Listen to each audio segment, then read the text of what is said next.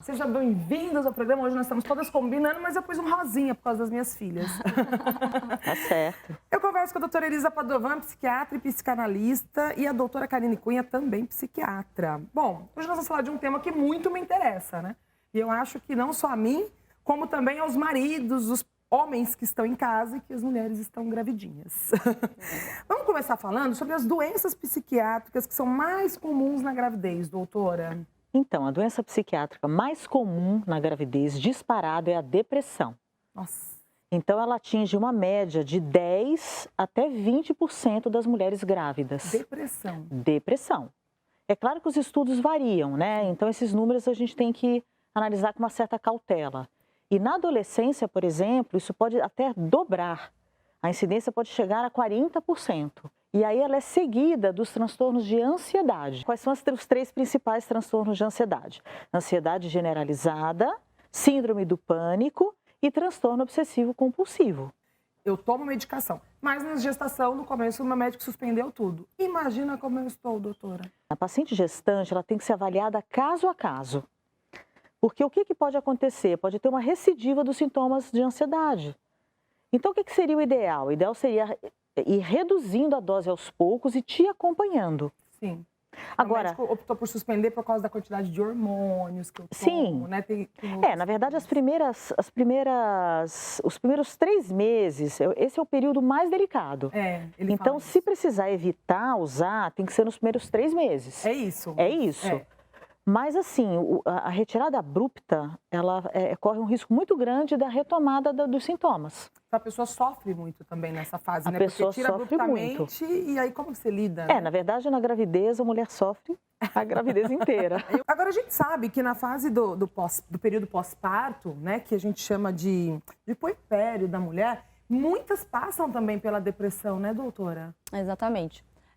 Eu acho interessante a gente diferenciar o blues puerperal, que é só um estado, uma alteração de humor, que vai embora ali em 2 semanas, é algo bem leve, que a maioria das mulheres vão ter, até quando o bebê nasce, a mulher tem uma baixa de hormônios, e essa alteração hormonal influencia diretamente no humor, mas isso não é depressão pós-parto. Tem diferença entre os dois. Isso blues puerperal. Blues. Ele é transitório, ele dura mais ou menos 2 semanas, os sintomas são leves e você não precisa fazer nada, só suporte, tá? Agora, existe alguma teoria do porquê que essa depressão pós-parto acontece? Então, tem várias, né? Mas principalmente associada a essa queda hormonal, principalmente da progesterona. A mulher tá cheia de progesterona na gravidez e aí quando nasce o bebê, essa progesterona cai, né? Essa quantidade cai e isso altera muito. Mas também outros fatores podem influenciar, como por exemplo, se ela previu essa gestação, se ela tem uma boa condição, se tem um suporte familiar, tudo isso vai influenciar depois em vir a ter a depressão ou não. E a questão genética. Por exemplo, quem já teve depressão antes de engravidar ou já teve depressão pós-parto, ou tem história na família, tem mais chance de vir a ter depressão pós-parto. Olha, eu aplico muita progesterona e em algum momento isso vai parar. Essa aplicação que eu faço, além da progesterona do organismo, depois quando eu tirar tudo de uma vez, então existe um risco, porque eu, por exemplo, me trato já. Sim. Existe esse risco. Na verdade, a mulher, ela tem 3 grandes períodos de variação hormonal. Quando ela menstrua a primeira vez, depois no pós-parto, se ela tiver um filho, e depois na menopausa. E se você reparar, sempre essas alterações, esses momentos estão associados a alterações de humor. Então, a gente sabe hoje que os hormônios influenciam no nosso humor. Sim. E pessoas que têm tendência, né, tem uma questão genética já, aí pior ainda. Nós vamos falar das medidas preventivas, mas eu quero saber também, doutora Karine, nós falamos sobre as doenças psiquiátricas mais comuns, eu aproveitei e já linkei, porque o tema, ele entra antes, durante a gravidez e também pós, né? Agora, como é feita a classificação de medicações psiquiátricas na gravidez pelo FDI? Então, eles fazem da seguinte forma, categoria A, B, C, D e X, tá? É uma categoria de risco, então assim, a gente também não precisa seguir 100% essa classificação. A categoria A é ausência completa de risco, que não existe no caso da medicação psiquiátrica. A categoria B é ausência de risco em avaliações feitas em animais. A categoria C Você já tem algumas alterações nos animais. A categoria D, você já tem algumas alterações em humanos. E a categoria X, você tem uma grande alteração em humanos. Então, na verdade, o que se preconiza? Não usar a X e evitar ao máximo a D. Ah, entendi. Mas a maioria dos medicamentos psiquiátricos, eles são B, C e D. Mas os Ds a gente só usa em casos extremamente específicos, como risco de vida ou casos muito graves, né? Aí nós usamos a D. A gente, assim, me perguntaram quais são os medicamentos que podem ser usados na gravidez, mas vai através dessa classificação, então. Exatamente. Então, por exemplo, antidepressivos podem ser usados? Podem, mas não todos. Então, por exemplo, o antidepressivo tricíclico, que são aqueles mais antigos, eles podem ser usados. Eles são a maioria B e C. Os inibidores seletivos, a maioria são B e C, também podem ser usados, né? Fluoxetina, sertralina, citalopram, que são os mais comuns. Agora, por exemplo, a paroxetina, que é um inibidor seletivo, ela é categoria D, porque ela aumenta o risco de malformação cardíaca. Entendi. Então, ela é contraindicada bebê, na gravidez. Ela pode ser usada no pós-parto, mas na gravidez não. Agora, quais os que não podem ser usados? Então, os que não podem ser usados seriam, no caso, os Ds. Então, por exemplo, estabilizador de humor, que é o que a gente usa para tratar transtorno bipolar, tá? Então, todos eles são proibidos na gravidez. E outra coisa muito importante que eu gostaria de deixar claro aqui, os benzodiazepínicos, que são os calmantes. Todos eles são categorias D.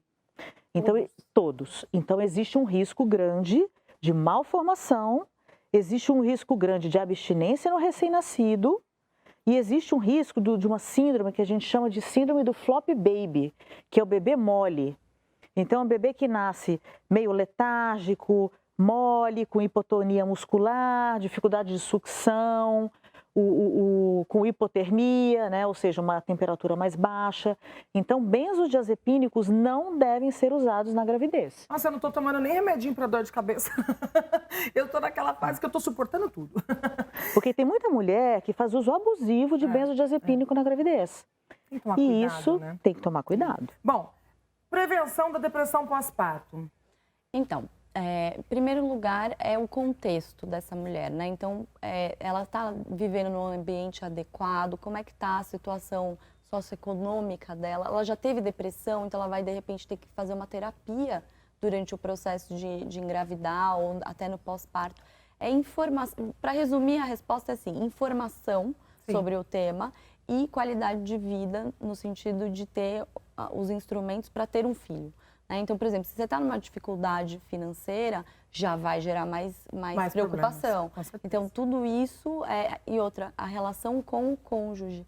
Quando tem uma boa relação, né, com o companheiro, diminui o risco de você ter depressão pós-parto. Eu falo isso porque é importante, né? Eu converso muito com o Tarcísio em casa, porque a gente fica numa fase... O humor fica assim, né? E eu falo, nossa, meu marido virou santo depois que eu engravidei.